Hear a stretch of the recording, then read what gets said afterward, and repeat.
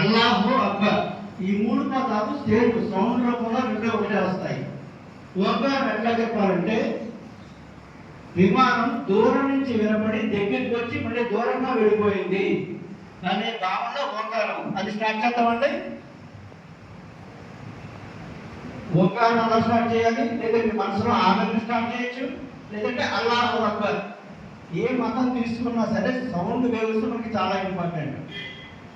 ఓంకారం start చేద్దాం. దాని నిండా అంటే దూరం నుంచి సౌండ్ రావాలి, దగ్గరికి రావాలి, దూరంగా వెళ్ళాలి. ఇలా 3 సార్లు ఓంకారం చేద్దాం. నాతో పాటు మీరు కూడా స్టార్ట్ చేయండి.